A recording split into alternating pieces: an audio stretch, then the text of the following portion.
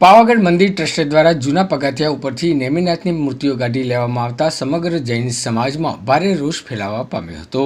પંચમહાલ જિલ્લામાં આવેલા પાવાગઢ મહાકાળી મંદિરના જૂના પગથિયાની સાઇડ ઉપર પ્રસ્થાપિત કરાયેલી વર્ષો જૂની જૈનોના પરમાત્મા તીર્થકર ભગવાન નેમિનાથની પ્રતિમાઓને પાવાગઢ મહાકાળી મંદિર ટ્રસ્ટ દ્વારા તોડીને કાઢી લેવામાં આવતા સમગ્ર જૈન સમાજમાં તેના ઘેરા પ્રત્યાઘાતો પડ્યા છે।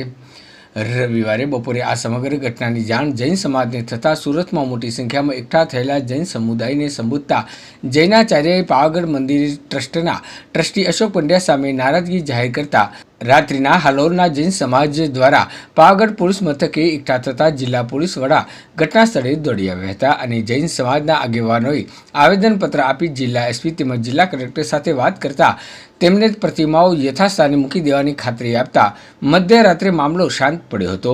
હાલોરના શ્રીનવકાર આરાધના ભવનના જૈન સમાજના આગેવાન દિનેશભાઈ શાહે જણાવ્યું હતું કે રવિવારે બપોરના અમારા તીર્થકર પરમાત્મા નેમિનાથ ભગવાનની 500 વર્ષ જૂની પ્રાચીન પ્રતિમાઓ જે પાવાગઢ મહાકાળી મંદિરના જૂના પગથિયા પર લાગેલી હતી તેની અમે સમાજ દ્વારા પૂજા અર્ચના કરતા હતા।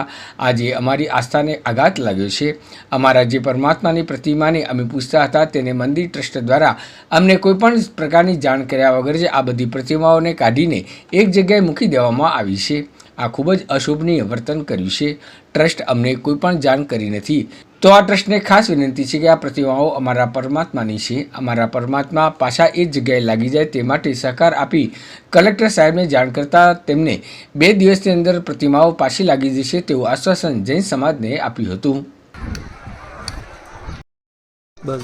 તૂટી જાય ચિરાગભાઈ માથા ભાર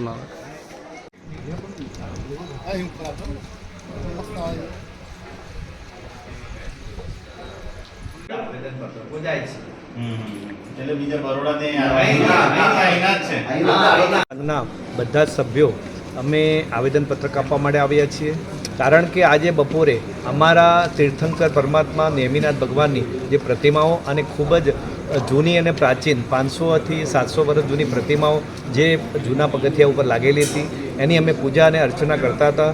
આજે અમારી આસ્થા ઉપર એકદમ પુરાગાઢ લાગ્યો છે કારણ કે આ પરમાત્માની પ્રતિમાને અમે પૂજતા હતા અને આજે એ ટ્રસ્ટ દ્વારા એમને કોઈ જાણ કર્યા વગર જ આ પ્રતિમાઓને બધી કાઢી અને એક જગ્યાએ બધી જર્જરિત હાલતની અંદર મૂકી દીધી છે। આ ખૂબ જ અશોભનીય વર્તન કર્યું છે। ટ્રસ્ટે અમને કોઈ જાણ કરી નથી તો આ ટ્રસ્ટને ખાસ વિનંતી છે કે પાછી અમે પણ એસપી સાહેબને વિનંતી કરી હતી કે આ જે પ્રતિમાઓ અમારા પરમાત્મા છે એનો ખૂબ જ અમારા પરમાત્મા પાછા એ જગ્યા ઉપર લાગી જાય અને અમે એમને વિનંતી કરી હતી ત્યારે એસપી સાહેબે અમને સુંદર રીતે જવાબ અને સારી રીતે સહકાર આપી કલેક્ટર સાહેબને પણ જાણ કરી છે અને એમણે એ રીતે કીધું છે કે 2 દિવસની અંદર અમે આ પ્રતિમાઓ બધી પછી આ જ પગથિયા ઉપર પાછી લગાડી દઈશું। આ રીતે અમને આશ્વાસન આપેલ છે। દિનેશભાઈ શાહ, હાલોલ।